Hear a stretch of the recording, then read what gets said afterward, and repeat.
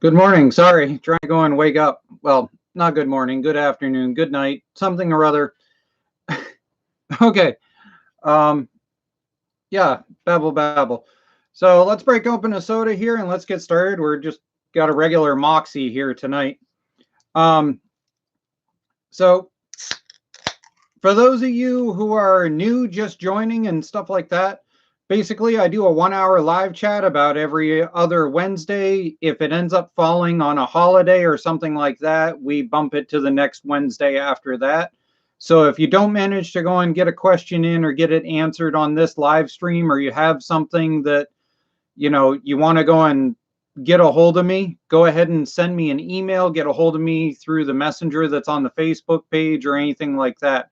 So just to go and reiterate, this is an every other Wednesday thing. Unless it falls on a holiday, we skip a week. And thank you to anybody new that's joining. And feel free to go and post up questions, comments, anything like that. At the start of it, I don't mind if you guys are posting up where you're from. That's all cool. Like we got Southern Kentucky going on right now. But as we get in and people start posting up actual legitimate questions, let's try to keep it the real stuff, okay?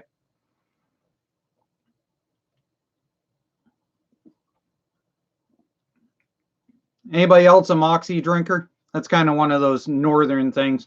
You don't usually see too many people that even know what a Moxie is past about Vermont or so.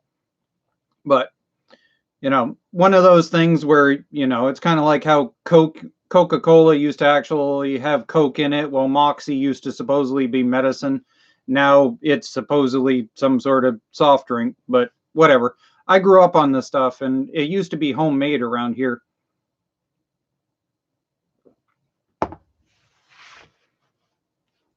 Aiden Harrington, hey, I love your videos and they inspire me to make my own mud mower, and I also live in Belfast.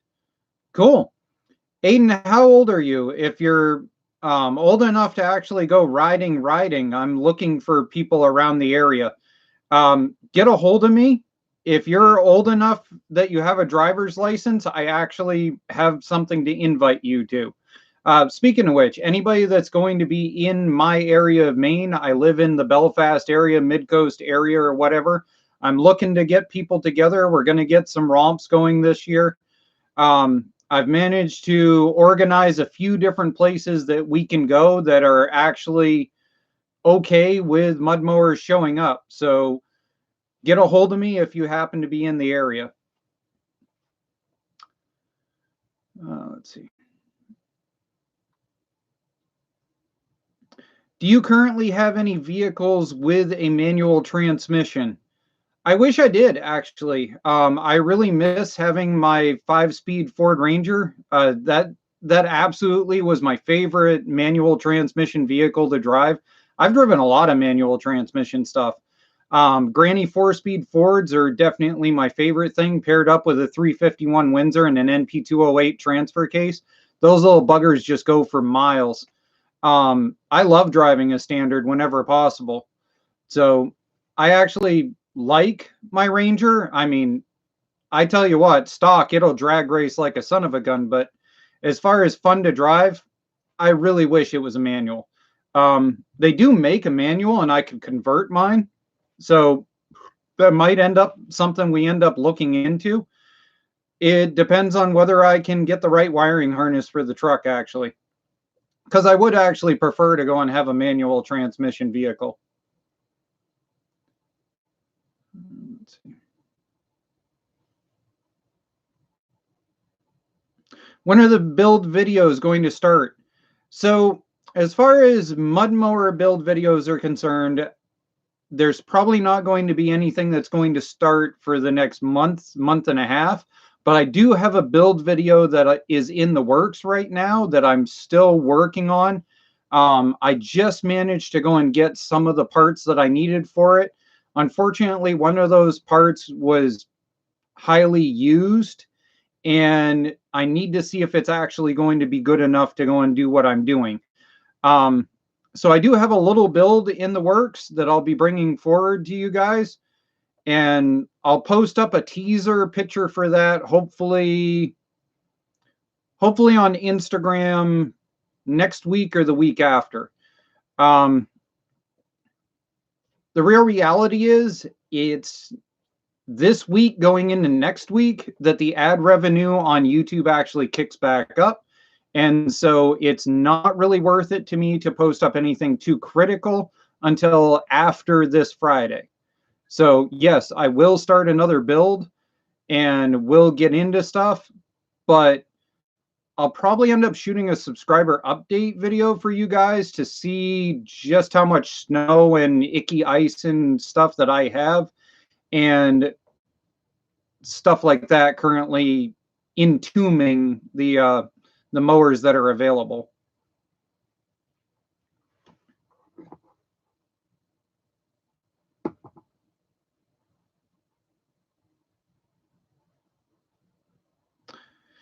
I just made a stack for my tractor and now I can't keep the bolts from loosening off. Any suggestions?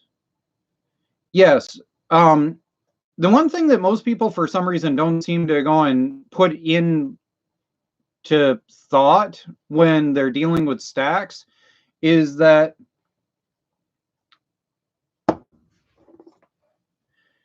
your stack acts as a leverage.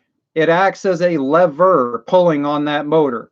The taller it gets, the more leverage that it has. So therefore, you need to shorten the leverage. You need to put a mounting point here so that it can't lever. So you've got your mounting point where it goes into your motor. You need to put something here also so that that way the stack cannot have leverage and pull itself out of the motor. Otherwise, eventually it's just plain going to rip those bolts right out if it hasn't already. The other thing that you can do is, if it already did rip the bolts out, is you can helicoil those into place. So you can helicoil it and then pull it back out and then Loctite it into the helicoil in order to double set it. Not the perfect solution, but it will work. You're going into aluminum, so it's a catch-22 at that point. The other thing that you can do is you can bore it out and then you can tap and die it so that it's a slightly larger size to get more grip and to recut the thread. That's what I've done when I haven't had enough helicoils in stock to do stuff.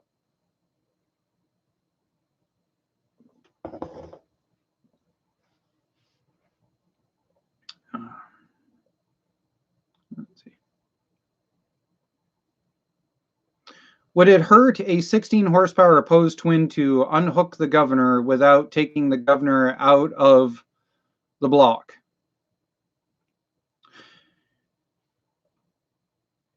Tommy, here's the answer to that I always give to everybody for an analogy. Can you take a hand grenade, grab that hand grenade, pull the pin, and swallow it, and hopefully manage to hold on to that hand grenade until you poop it out the other side? Because eventually, that hand grenade, you're not going to be able to hold on to, and it will go boom.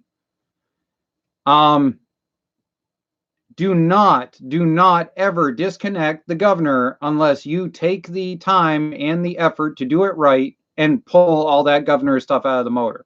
You're essentially pulling the pin on a hand grenade and you're waiting for eventually for your hand to relax and have it go off. Don't do it. Bad idea. There's going to be a bunch of guys that are going to comment now, oh, I did it, blah, blah, blah, number of years ago. Everything else, good. Go buy a lottery ticket. It's about the same odds. About 1 in 2,000, it's probably going to explode. I'll come up there from Connecticut. Sure, get a hold of me. Let's figure out something. As has always been the problem in the past, not a problem. My son's not a problem, but you get the idea. I have John on the weekends. Jesse's currently working on an every other weekend schedule, hopefully. So we're going to try and figure out something to be able to go and make it some places.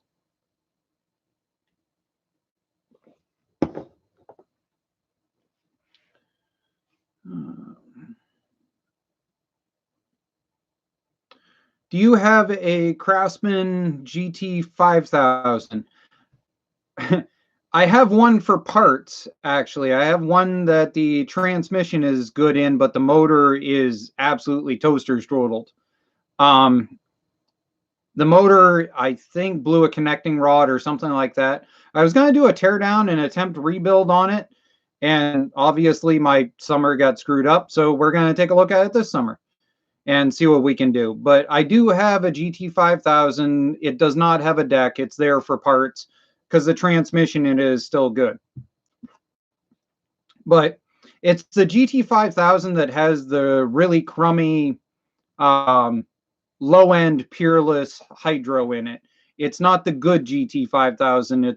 It's the crummy one. Let's see.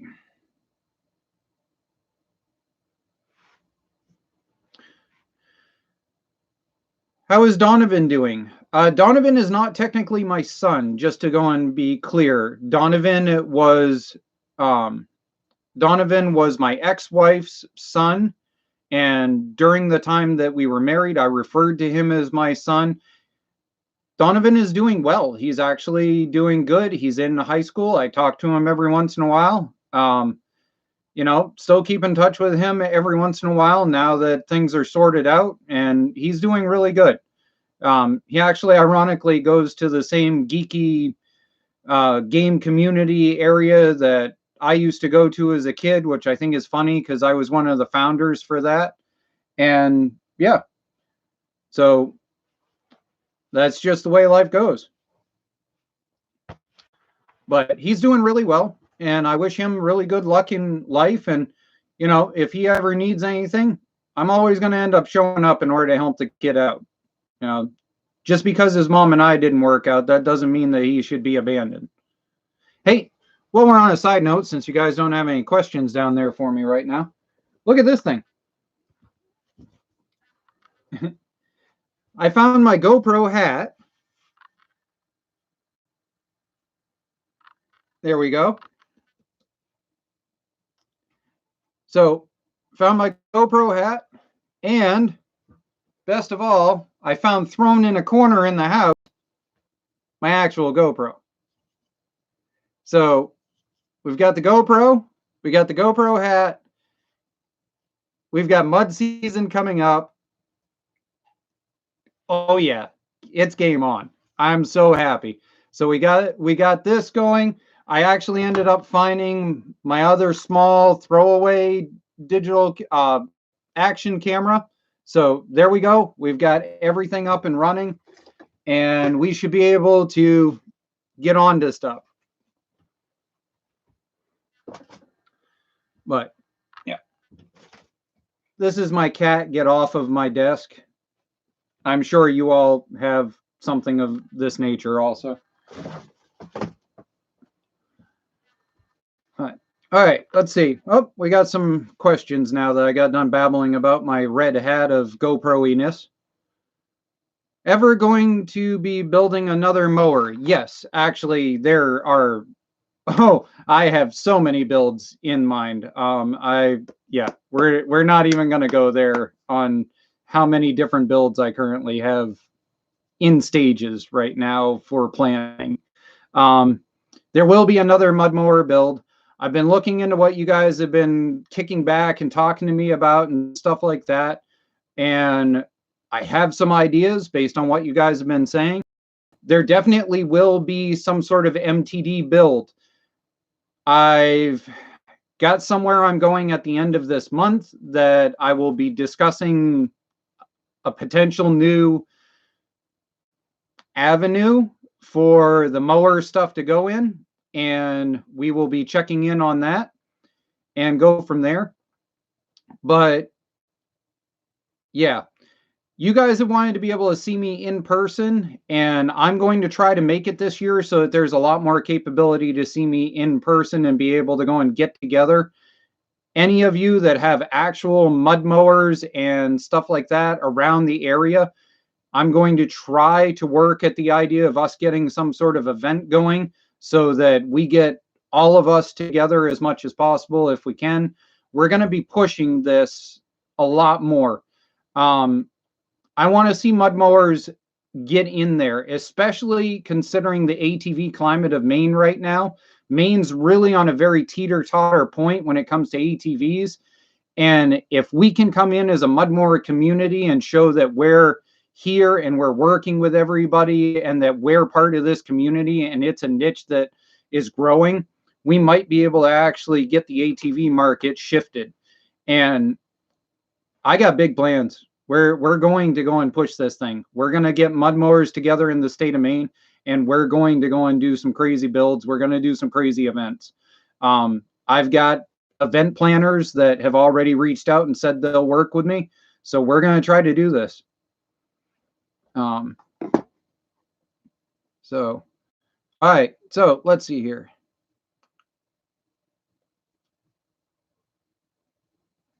Didn't you have a girl? Yes, I have a girlfriend. I know. Ugly guy like me, beautiful woman, hard to believe, but yeah, it happens.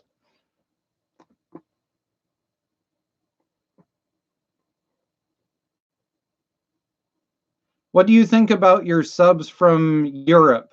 I'm a Swede. Cool. I'm glad to go and have a Swede in here. I've actually got Brits that follow my channel. I've got a couple of guys from Sweden. I've got a bunch of guys from Ireland. Apparently, one of the mowers that I work on is sold in the Western Keys. And so I get a bunch of people from there. I've actually had guys from India end up kicking in because apparently there's a rebranded version of the AYP Craftsman that's sold in India.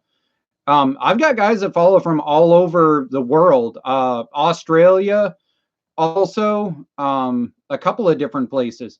Pretty much anywhere that Craftsman rebranded a tractor, I've got followers from.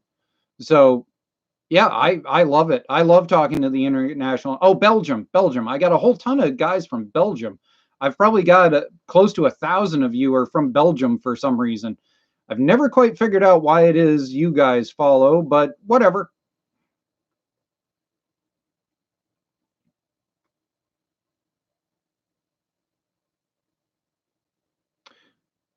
Okay, so Trevor, you're talking about not the norm. Um, the not the norm build ended up on hold, not because of, well, it ended up on hold for a lot of reasons, mainly because high quality people really sucked the life out of me. But the biggest reason it ended up on hold was because I was trying really hard to source a couple of certain parts, and I did manage to find those couple of certain parts. But God knows what condition that motor is going to be in after 2 years of sitting out in the elements through 2 different Maine winters. We are going to pull that out. We're going to see if we can get it fired back up. And if we can get it fired back up, it's going to be part of the build that we're going to be working on. I intend to go and put it back onto the workbench.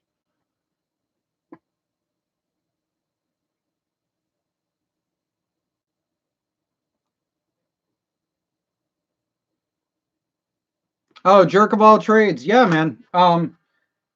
Hey, if anybody wants to go check out Jerk of All Trades, I actually was on one of his videos. He's working on getting some stuff up and running. Feel free to go bug him. Jerk of All Trades. Yeah, I like it. It's, you got to get the one that's got the solid foam piece here so that it sits right directly on. I did a lot of reading before buying these. And the trick is to get one that's actual solid foam in the front, not one that's made out of cloth. So just a little heads up there. I can send you a link to a couple of them. Their Chinese knockoffs are all over the place for about 10 to 15 bucks. GoPro actually discontinued theirs, and I never really understood why they did. But you can find Chinese knockoffs all the time until GoPro sues them for about $10 to $15 on Amazon.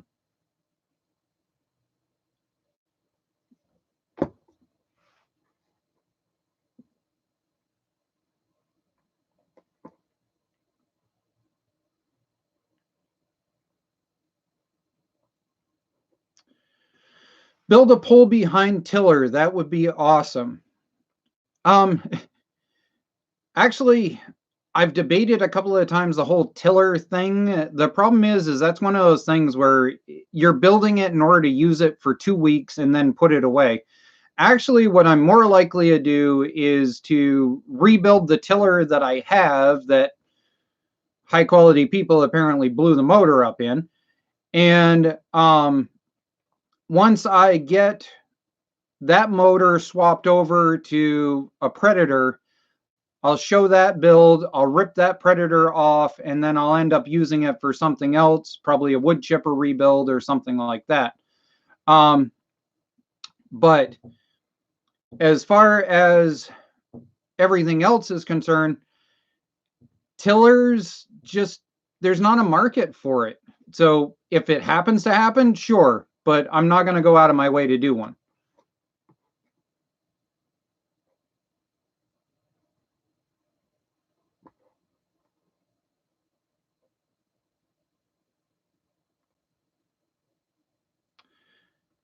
So the question that Central has put up is, do you ever stretch your front ends? Nothing crazy, but just a little bit of stretch. So for those of you who don't know, down south, they've been coming up with these stretched mowers for doing drag racing through the mud pits.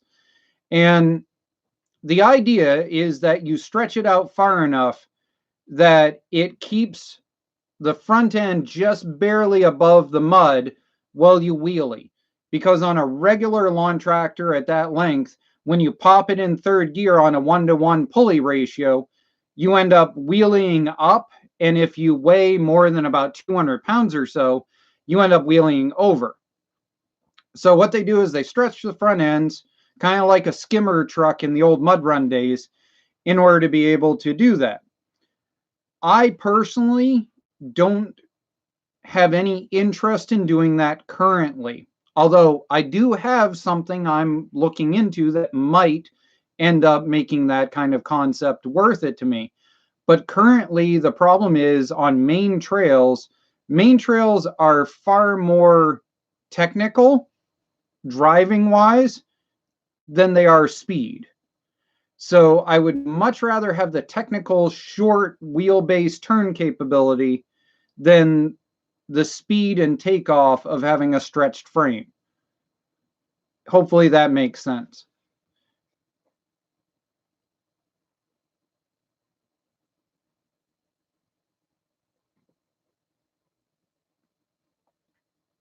All right.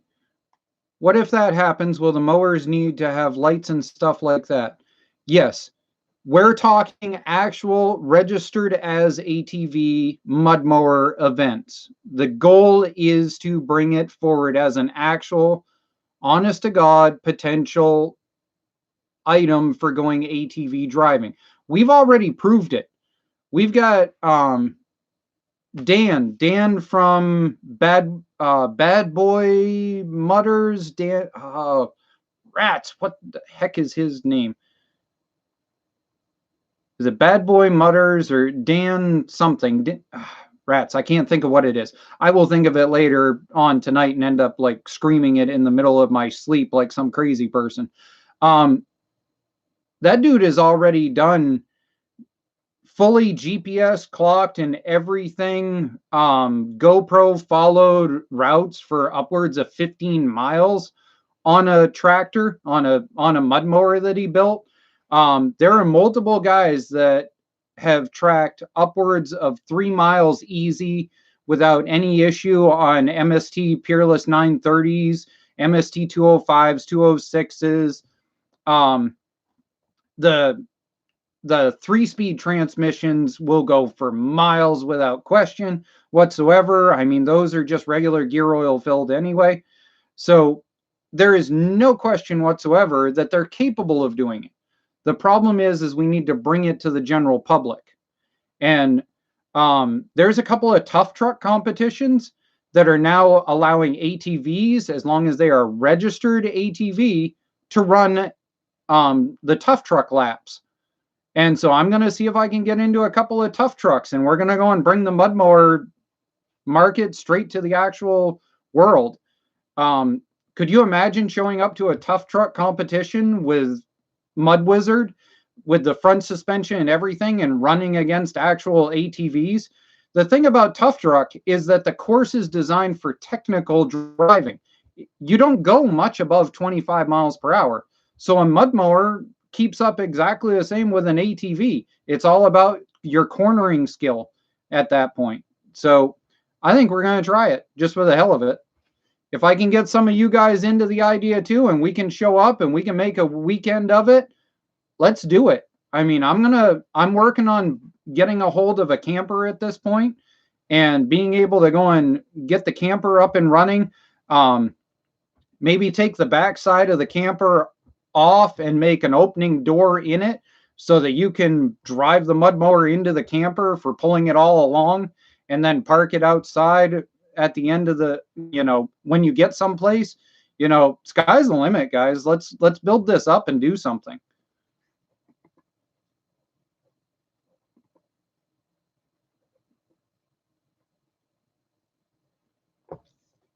What is the, okay.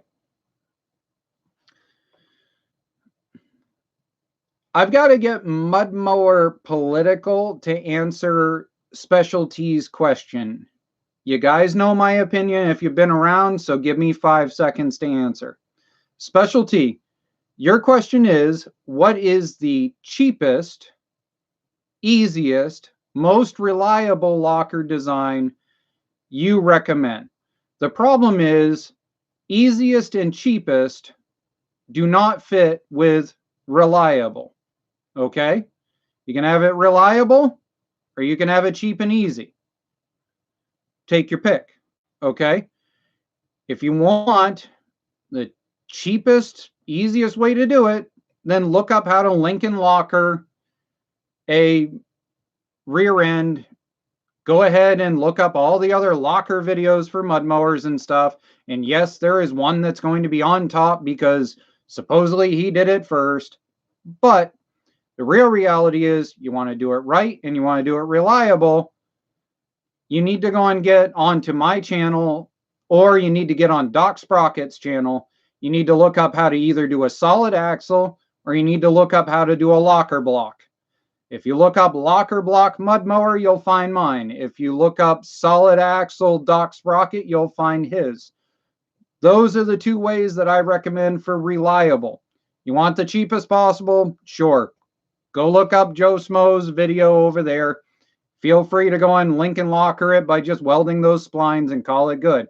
When you snap it off in about a mile down the road, locker block it, call it good. And before I end up with too much flack, the reason I came up with the locker block was because I broke Fearless Front's quote unquote supposed came up with it idea 3 separate times.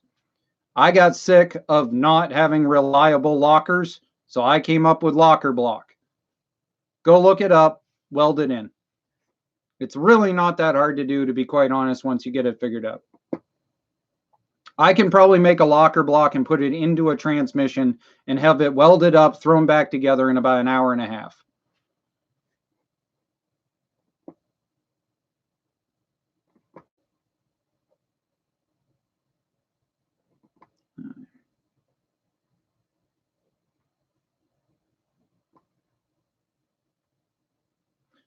All right, let me see.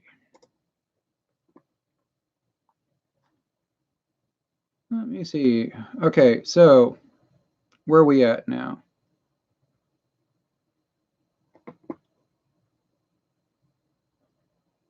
Do you like GoMax or Predator engines better? The real reality is it's a clone motor. And your clone motor is all relative to who happened to be doing a good job that day and whether it was a good cloning process. It is what it is. It's a clone motor. You're paying 1/3 the price. You can't really complain. I've seen some of the Predators run for days upon days on end. And at the same time, I have seen other guys that bought a Predator, hooked it up, ran it for an hour, and had it explode. The good thing about a Predator that I will tell you is that I have seen and personally seen Harbor Freight warranty the Predators without question, as long as it is obvious you have never pulled it open. Okay? So if you have a Predator and it is obvious that you have never undone any of the major bolts or anything and stuff like that, they will warranty it if it explodes. So keep that in mind. So if you have a within drivable distance Harbor Freight, the Predator is the better deal for the warranty.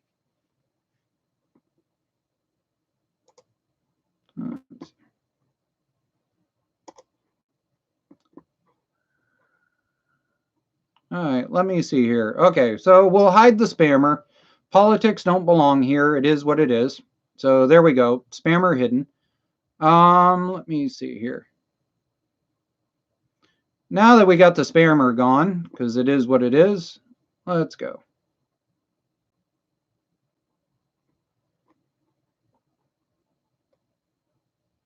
What's the best mower to use as a mud mower? The answer is whatever the first thing is you get a hold of cheap, as far as learning.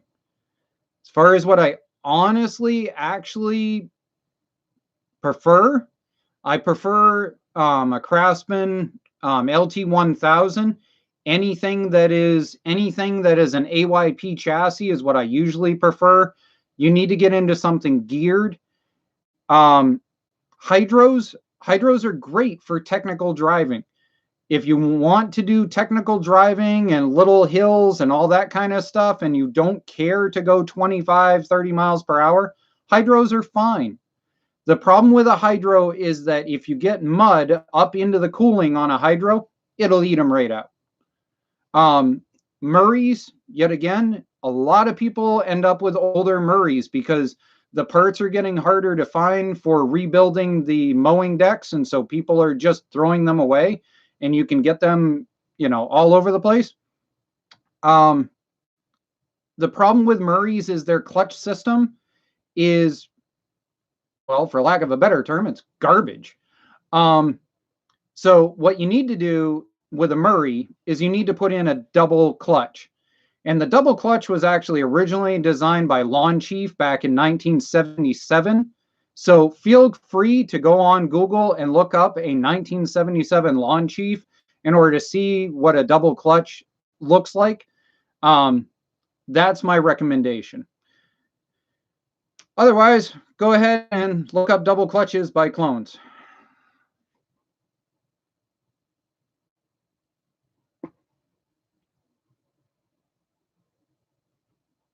The deal with the black Jeep in the driveway.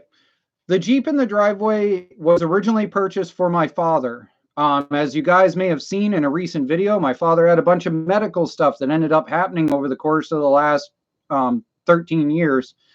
And with that medical stuff, he lost the ability to drive the Jeep.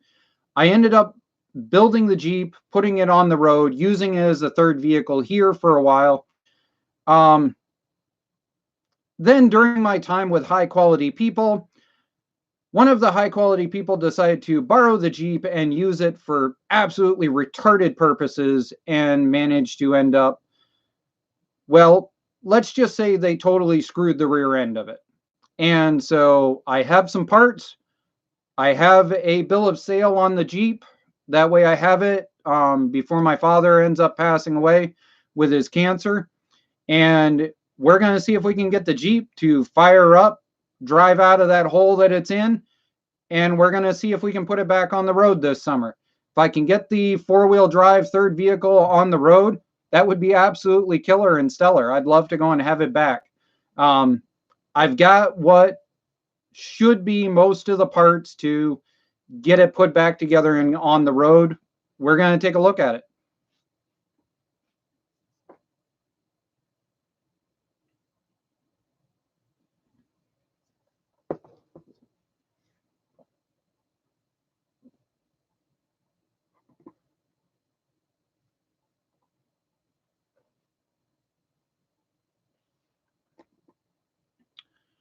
Jerk of all trades. I hear you, bud. It's okay. We'll sort out something.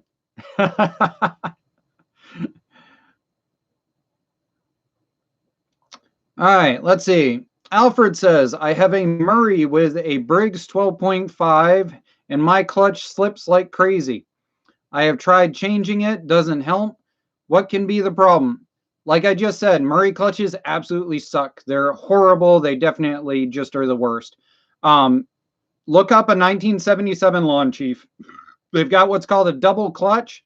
It'll show you the exact configuration of how it was made, how it was bent, where the pivot point is. Just clone it. That's what everybody clones. They just don't realize that the original cloner cloned that. So feel free to look it up.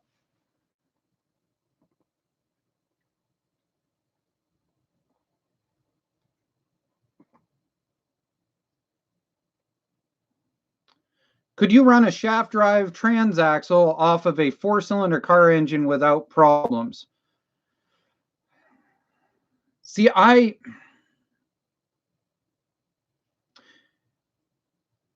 it's not the horsepower that's the problem. It's the constant statement of horsepower is how fast you're going to hit the wall. Torque is how far you take the wall with you. The problem that you're going to run into is that you're going to have so much torque from that large 4-cylinder that something's got to give. It's a lawn tractor transaxle that was designed for about 25 to 32 horsepower at a maximum. And you're trying to input, I mean, even a small 4-cylinder Ford Ranger, like the early 2.3 was 78 horsepower. I mean, that's 78 horsepower going into something designed for a maximum of 32, 35 horsepower. You know, just that alone. And then up the torque like 4 times, you're going to blow something up.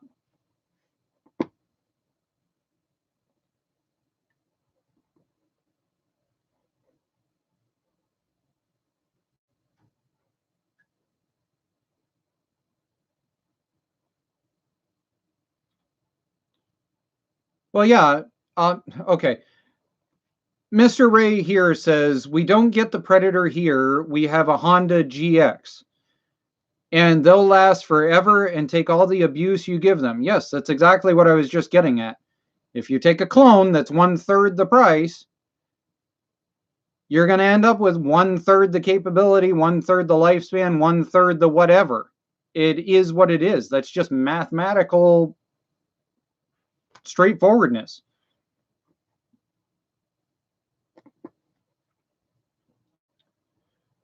All right, let's see here. Trevor says, do you ever come across old 3-speed Peerless transaxles? I have a 1962 Springfield with, I think, a Peerless horizontal input shaft on driver's side. No external brake. Just trying to find extra parts. Trevor, send me an email. I know plenty of people all over the place. Who knows? Give me some pictures, give me something to work with, and I'll see what I can do. I have a weird 3-speed. Yeah, send me some emails. I actually have a couple of weird 3-speeds that I haven't used for anything. They haven't been in video because of the fact they're oddballs, and I tend to avoid putting oddballs in videos. But yeah, send me something. Twisted Mower says, I did double clutches on all 3 of my Murray wide bodies, and now they perform great. See, that's exactly what I'm saying. It just, Murray's stock clutch are just, they're junk. They're garbage.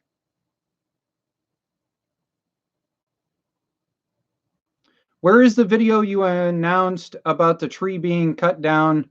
I couldn't find it. Oh, so I went over, Jerk of All Trades is a friend of mine who's working on starting a YouTube channel, and he asked me to come over in order to help him with dropping a tree. One thing led to another, and next thing you know, it's a video on his channel. So if you want to see me helping him with that, apparently the cat just knocked over everything in the background. if you want to see me over there helping him with that, go over to Jerk of All Trades. He's been commenting on this, so feel free to go find him.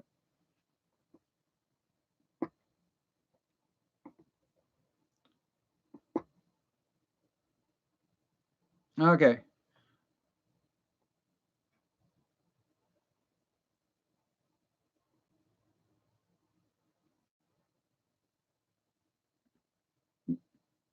Yes, Trevor, with the hydros, you have to make sure that you're putting in the right oil. That definitely will cause them to degrade and do some really stupid stuff. Actually, checking hydro oil is one of the first things that I usually end up doing when I buy a used machine.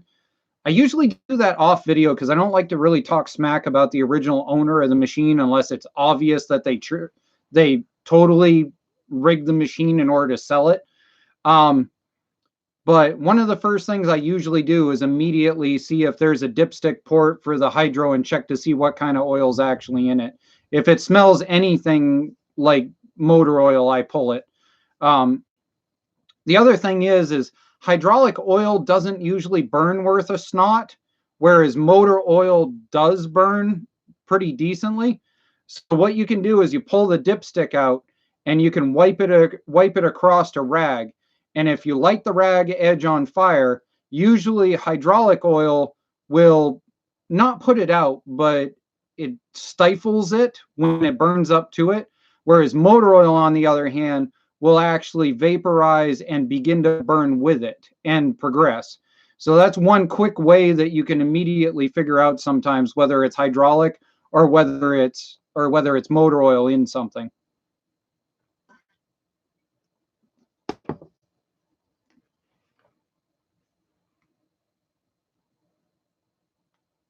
Is YouTube your only job? If so, why can't you get a real job? Says Hunter.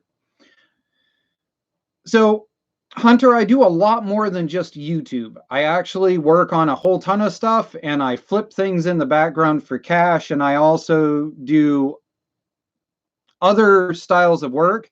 For anybody who would like to see, I just recently ended up doing a video that was a paid production for a circular saw company. I've actually got it right here. If you want to go look up Popo Man on Amazon, you will see that I just recently got paid to make them a video. I won't disclose what I made for making the video, but it was enough in order to go and pay my gas for the next like 3 weeks. How's that sound? So I got a free saw for $90, plus I got paid, and it was enough to pay my gas in my truck for 3 weeks. I do a lot more than just YouTube. That's kind of a misconception that I've allowed to continue because I tend to go and get hired out for doing presentational videos for Amazon, and I don't tend to mix the two. I keep my presentational videos very to the point, presenting the item, and I keep my YouTube videos as entertainment for you guys. So if you want, and you want to see what I do for other side income as an example, feel free to go on Amazon and look up Popo Man circular saw, and the $99 version, you will see my video there. I actually like that saw, to be quite honest. It's going to end up in a lot of videos. That thing is great. It's got a whole ton of torque, and I thoroughly intend to use the snot out of it. And I'm potentially going to have a contract with them to do other stuff. That's what I'm working on right now. And so, yes, as far as I generally allow you guys to have the concept of, it's just YouTube, but I do a lot more stuff. I fix trucks, I fix tractors, I fix cars, I rebuild lawn tractors, I rebuild rototillers, I rebuild snow blowers when I can get a hold of them that aren't too badly screwballed. Basically, if I can fix it and I can get paid for it, I probably do it.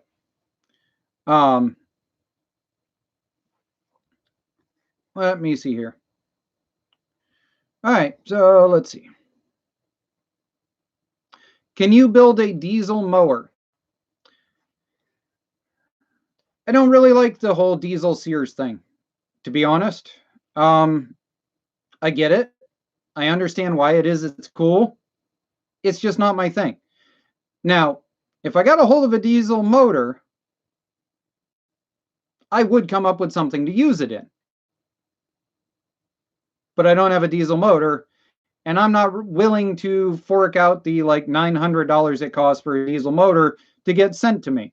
So we'll see. If I come across something, I'll figure out something to put it in. Although what would be a riot would be to put it in a Ford Ranger with a geared transmission with a centrifugal clutch. That I've never seen done on YouTube. That could be fun.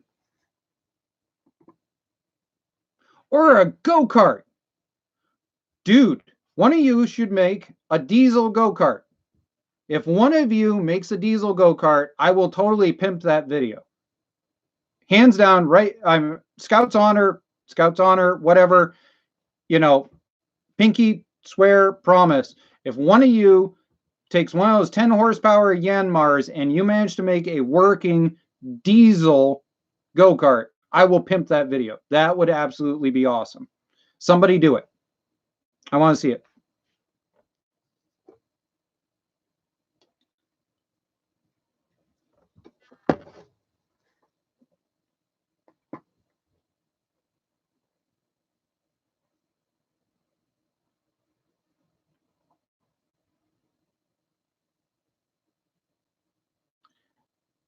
How much would you pay for a DERV engine in the States? I'm going to go with the fact that I don't know what a DERV is. Would somebody like to elaborate a little bit further, and we'll follow back up on that? Thank you.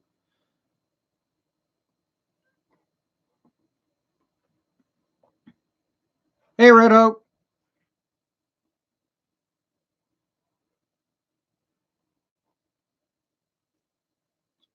Do you know any good Honda clones sold in the EU? There is one that's sold in foreign countries. I know it's sold in Canada, and I think it's sold in Europe, called a Lubatech, Lubaton something, Lubatech. Starts with an L. I can't think of what it is.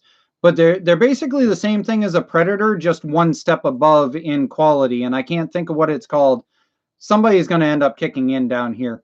But it's, man, that's going to bug the snot out of me. Every once in a while they shoot. Lincoln, thank you. Mr. Rallyman, you get points.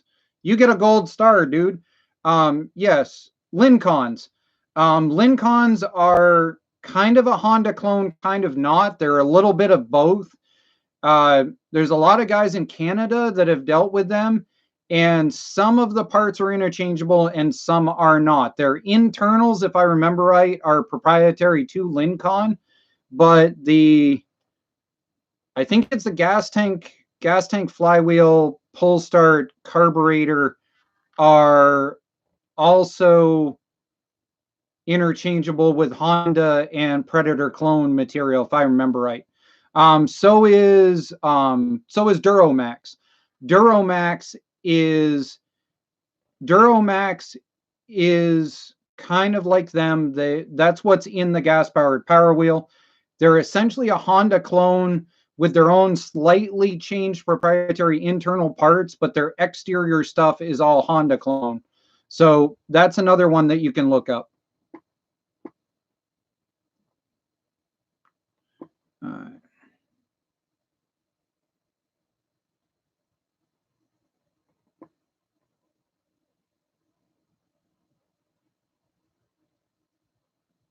You do not have to defend yourself against stupid questions. However, you do open yourself up. Yes, I do, Barry.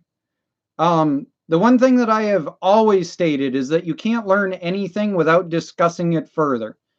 And so I would rather go and open it up and put it on the table for a discussion than decide to go and sit there and ignore it. Ignorance is caused by ignoring. So there's my kick on it. feel free to go and post up anything you want, or send me an email, or post up a comment, or message me on Facebook. You can hit me up on Instagram, and heck, at this point, you can send me a message on stupid, dumb, ticky-tacky thing, because I tend to answer most of them. If you send me something on Instagram and all you say is hi, I will probably ignore you. I don't like how Instagram tends to ping my phone, no matter how you set it, because Instagram is a bit of a Nazi program as far as I'm concerned. So I don't tend to answer Instagram, but that means you've got tons of other choices.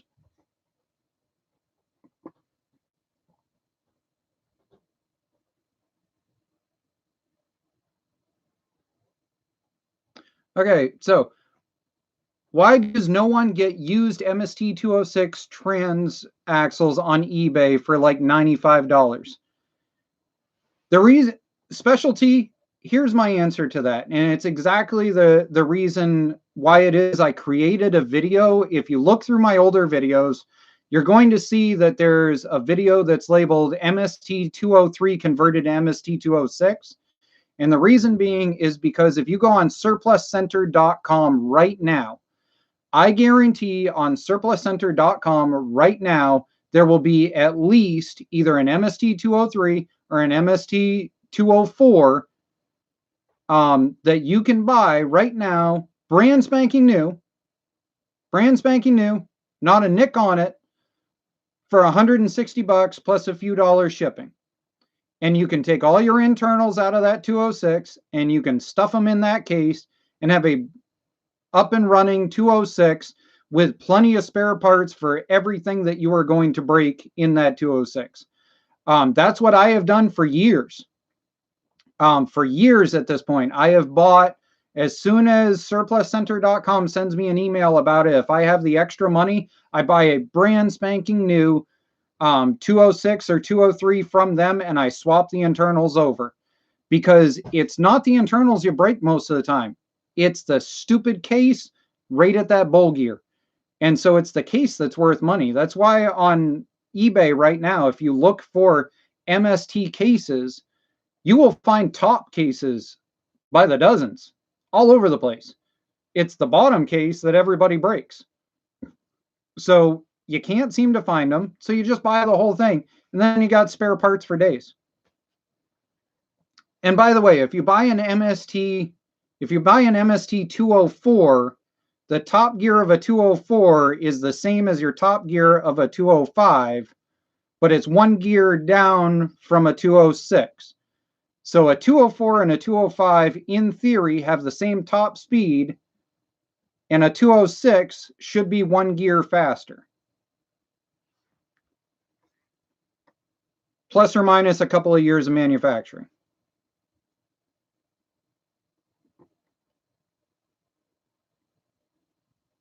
All right, let's see what we got here.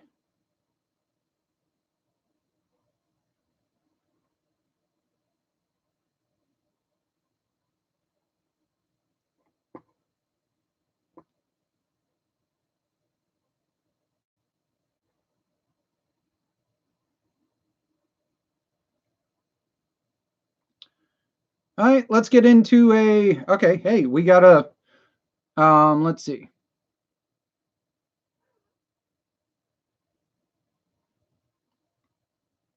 Okay, the oil in my, okay, Hunter, let's try this one, because I'm sure there's going to be other people that are going to kick back if I miss something. So here we go.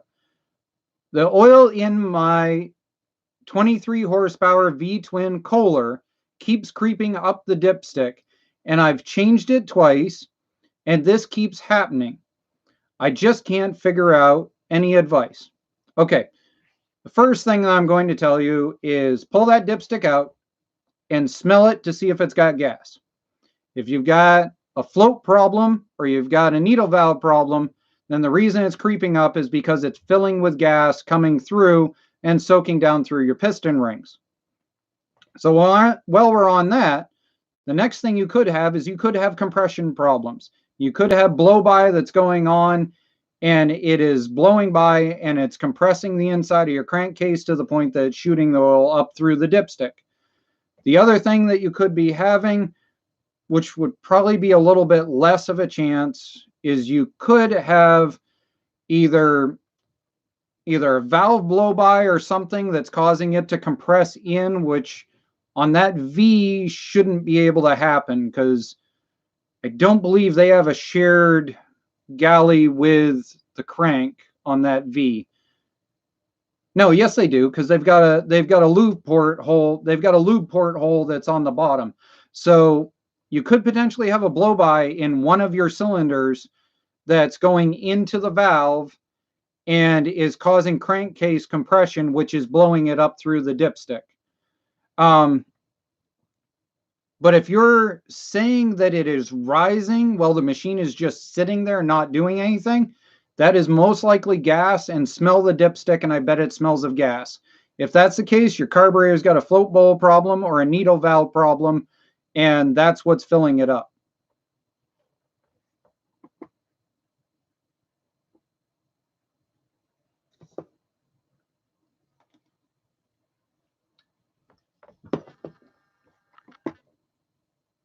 All right, let's see. What else we got down here? We got a couple of different things going on.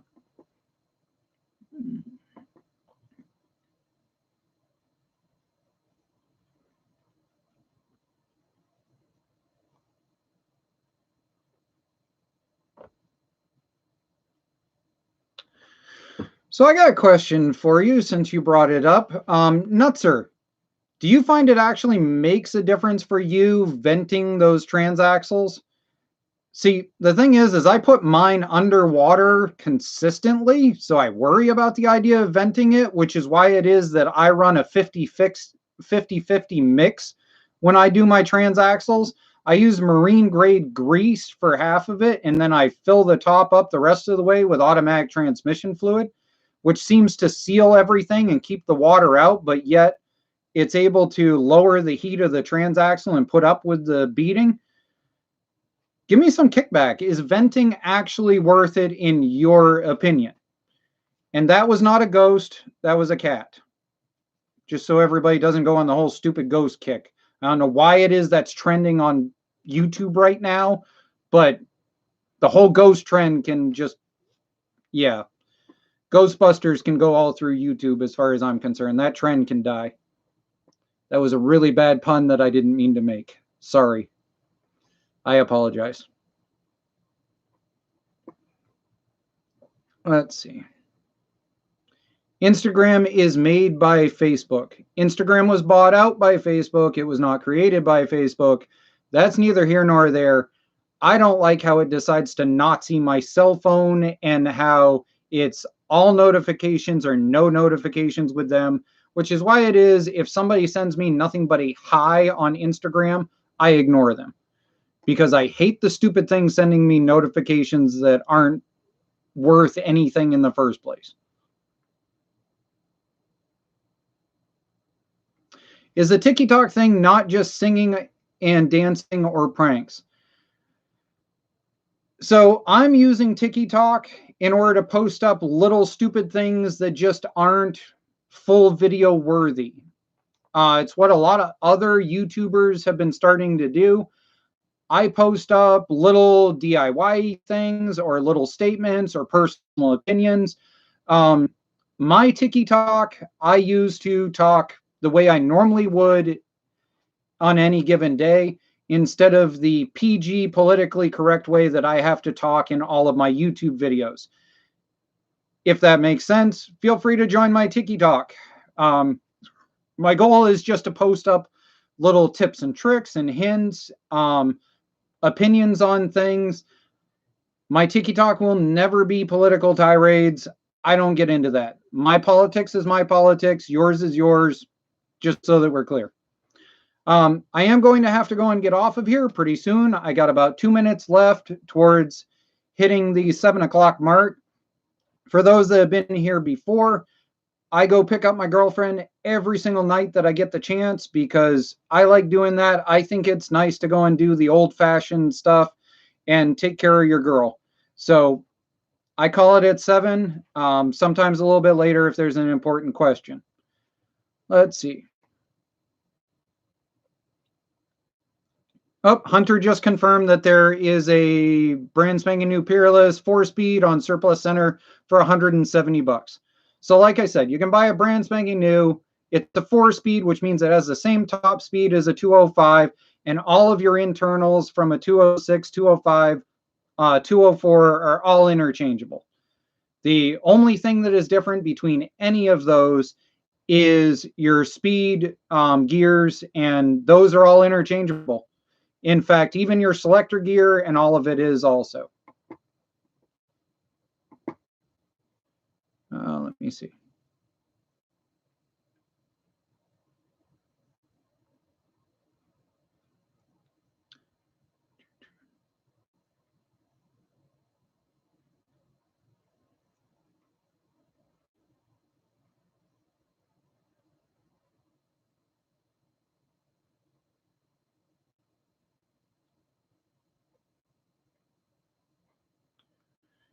Okay, so guys, we're gonna go and call it a good night. Barry, thanks for the kickback. Yes, I do my own thing.